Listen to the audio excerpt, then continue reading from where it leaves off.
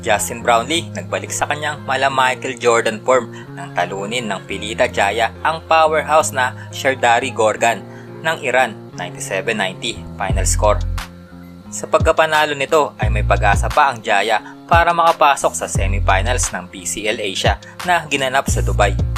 Ang kababayan nating si Justin Brownlee ay gumawa lang naman ng 32 points at 12 rebounds para makabawi sa hindi magandang performance nito last game against Japan B-League champion na Hiroshima Dragonflies na nag-ambag lamang siya doon ng 12 points. Pero pinatunayan ni Justin Noipy kung bakit nga ba siya ang Michael Jordan ng Pinas. Dahil first half pa lamang ay binuhat nito ang Pilita Jaya na meron ng 21 points at 7 rebounds sa pagtatapos ng first half. 4-point lead, Brownlee fires up a 3 and Laban Pilipinas. Brownlee trying to go all the way. Brownlee avoids the block. Kensiam one! Sa pagkakapanalo ng Indonesian Ball Club ay maituturing na history ito para sa kanilang bansa dahil yun ang first time na may tinalo sila ng team na galing sa Iran. At ilang beses pa ito na nag-champion sa Iran Super League ha, kaya malaking bagay talaga ang pagkapanalo ng Pilita Jaya dito.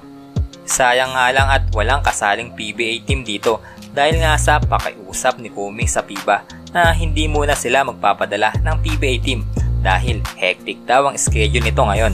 Sayang at hindi natin makikita na maghaharap sana ang team ni Justin Brownlee at ang kuponan nito sa PBA na Barangay Ginebra. Maganda sana ang bakbakan yun kung sakasakaling matutuloy yun. Pero ayon kay Kume ay baka next year ay sasali na daw sila sa BCL Asia dahil naging busy nga lang daw sila sa nakarang taon dahil sa FIBA World Cup at Asian Games.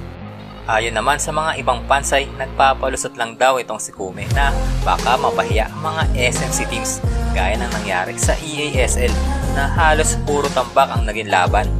Sinabi pa ng ibang netizens na akala daw ng PBA na sila pa rin daw ang Premier League dito sa Asia. Kaya daw nagiging pano ang mga player sa international games ay dahil wala itong exposure masyado sa labas ng bansa at puro malilit lang na import ang mga pinaglalaro dito.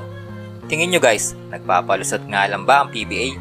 O baka hindi lang talaga sila interesado na sumali sa mga international tournament gaya nito? I-comment lang sa baba kung ano ang masasabi nyo tungkol dito. Thanks for watching. Peace!